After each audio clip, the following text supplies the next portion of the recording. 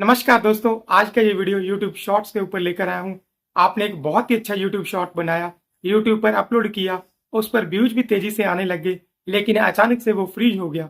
अब ऐसे आपके 4-5 जो शॉर्ट थे, वो 4-5 अचानक से फ्रीज हो गए और थोड़े ही दिन बाद आप देखते हो कि उनमें से 2-3 जो शॉर्ट हैं, वो शॉर्ट्स फिर से चलने लग गए और वायरल भी हो गए। लेकिन बाकी के जो शॉर्ट्स हैं, अभी भी फ्रीज पड़े हैं, उन पर कोई व्यूज नहीं आ रहा। क्या एल्गोरिदम को नींद आ गई है? या फिर ये कोई चक्र है? एक्चुअल में सडनली यूट्यूब के जो शॉर्ट्स हैं उनके व्यूज फ्रीज कैसे हो रहे हैं? और कई बार तो फ्रीज होने के बाद शॉर्ट्स वापस से वायरल कैसे हो जाते हैं? एल्गोरिदम बैक एंड में कैसे काम करता है? इसका असली रीजन क्या है? सब कुछ समझाने वाला हूँ। आज की इस वीडियो में मैं आपको कंटेंट बिल्कुल फ्रेश है, बहुत सी नई बातें बताऊंगा आज की इस वीडियो के अंदर। तो वीडियो को आपको जरूर पूरा देखना है, लाइक भी कर देना है और पसंद आए तो आपको पता ही है, चैनल को सब्सक्राइब भी करके रख लेना है, क्योंकि ऐसी वीडियोस में आपके लिए हमेशा बनाता रहता हूँ। देखिए, सबसे पहला इसका जो रीजन है, ये हो सकता है कि एल्गोरिदम जो है वो शॉर्ट्स के केस में मल्टी फेज रिव्यू प्रोसेस की तरह काम करता है। ये काम कैसे करता है मैं बताता हूँ। जैसे आपने कोई शॉर्ट्स अपलोड किया, अब वो शॉर्ट अचानक से व्यूज आने लग गए, तो यहाँ पे जो उसका मल्टी फेज रिव्यू प्रोसेस है एल्गोरिदम का, ये क्या करेगा, उस शॉट को सबसे पहले कुछ स्मॉल ग्रुप ऑफ ऑडियंस को दिखाई देगा। फिर उसके बाद अगर मान लीजिए वो जो स्मॉल ग्रुप ऑफ ऑडियंस है वो लाइक शेयर और कमेंट कर रही है और होल्ड हो रही है आपके शॉर्ट्स पर, तो फिर उसको लगेगा कि हाँ, वाकई में ऑडियंस जो है वो एक्चुअल में इस कंटेंट को चाहती है, उसको कुछ और ऑडियंस को दिखाया जाए। फिर वो बड़ी ऑडियंस के सामने आपके शॉर्ट्स को पेश करेगा। फिर भी ऑडियंस होल्ड हो रही है, ऐसे में आपका जो शॉट है वो अचानक तेजी से उसमें जो व्यूज बढ़ता दिखाई देगा। फिर अचानक से व्यूज ड्रॉप भी नजर आएंगे। वो क्या करेगा एल्गोरिदम, आपके जो शॉर्ट्स हैं उसके व्यूज को टेम्परेरी दिखाना बंद कर देगा, यानी बैक एंड पर काउंट होता रहेगा, मगर टेम्परेरी दिखाना बंद कर देगा। और वो अब इस जो कंटेंट है इसको रिव्यू भी करेगा। रिव्यू में ये देखेगा कि आपका जो भी कंटेंट है, जो भी शॉर्ट है, क्या फालतू के टॉपिक तो नहीं है, क्या इसमें कोई माइंडलेस कंटेंट तो नहीं है, क्या ये कम्युनिटी गाइडलाइन को फॉलो करता है।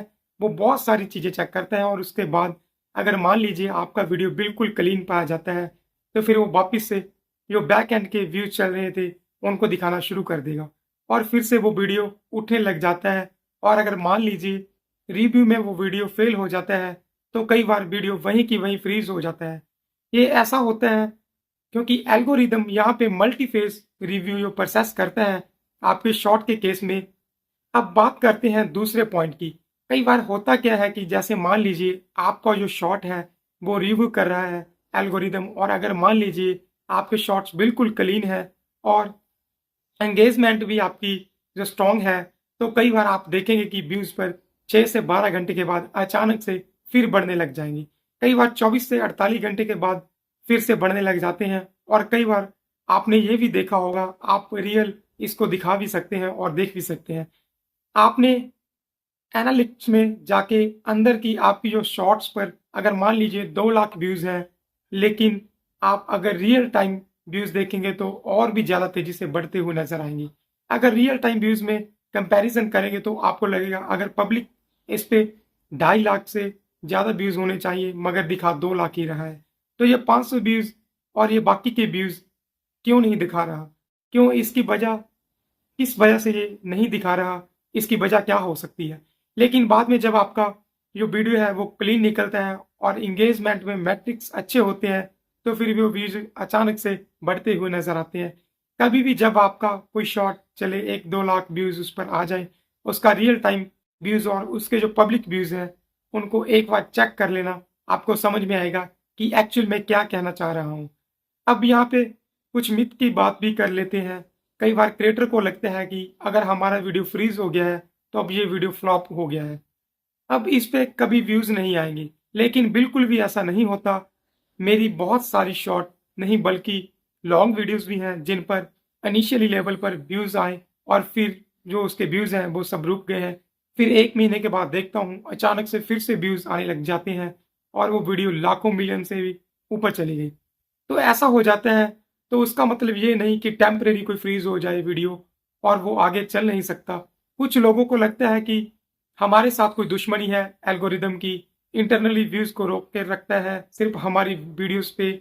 और नहीं भाई, एल्गोरिदम ऐसा कुछ भी नहीं करता है। एल्गोरिदम को किसी से कोई दुश्मनी नहीं है, ये कंटेंट रिव्यू प्रोसेस की वजह से चलता रहता है। और कुछ लोगों को ये भी लगता है कि अगर हमारा शॉर्ट फ्रीज हो गया है, उस पे व्यूज नहीं आ रहे, एक काम करता हूँ इसको डिलीट करके दोबारा अपलोड कर देता हूँ। नहीं भाई, ऐसा एक दो बार आप कर सकते हैं, अगर आप बार बार करेंगे तो आपको प्रॉब्लम होगी। अच्छा, ये तो उन शॉर्ट्स की बात हुई जो सच में फ्रीज होने के बाद दोबारा चल पड़ते हैं। अब उन शॉर्ट्स की बात भी कर लेते हैं जो एक बार फ्रीज हो गए और उनके जो व्यूज हैं वो एकदम बिल्कुल रुक गए हैं, फिर से वो आगे बढ़ते ही नहीं। तो इस केस में क्या होता है कि जैसे मान लीजिए आपने कोई शॉर्ट्स अपलोड किया, अब स्क्रॉल चल रहा है, तो जैसे स्मॉल ग्रुप ऑफ ऑडियंस को शॉर्ट्स दिखाया गया, आपका जो मैट्रिक्स था वो काफ़ी सही आया, एंगेजमेंट भी ठीक ठाक आया। अब ऑडियंस क्या होगी, वो तो दिखा ही दिया। अब बड़ी ऑडियंस जो ब्रांड ऑडियंस है, वहाँ पे आपका जो शॉट है उसको पुश किया जाएगा। अब जो ब्रांड ऑडियंस होगी वहाँ पे जो एंगेजमेंट मैट्रिक्स आएगा, अगर वो भी सही सही आता है तो फिर और ब्रांड ऑडियंस के पास वो शॉट जाएगा। और अगर वहाँ पे भी आपके मैट्रिक्स गिरने लग जाते हैं तो धीरे धीरे वो गिरते चले जाते हैं और फिर आपके शॉट्स पे एक टाइप से आके जो व्यूज़ हैं वो बिल्कुल रुक जाते हैं और फिर उस पे कभी व्यूज़ आते ही नहीं, वहीं रुके रहते हैं। अगर आते हैं तो फिर इक्का दुक्का व्यूज़ आते हैं। तो इस तरीके से शॉर्ट्स का एल्गोरिदम काम करता है। ये मैंने काफ़ी बार ऑब्जर्व किया है और आपने भी ऑब्जर्व किया होगा। अगर आप एक शॉर्ट क्रिएटर हैं तो अगर आपको ये वीडियो पसंद आए, वीडियो को लाइक कर देना। आपकी कोई ओपिनियन है तो कमेंट में लिख देना। मिलता हूँ एक नई वीडियो में नए टॉपिक के साथ, तब तक के लिए जय हिंद।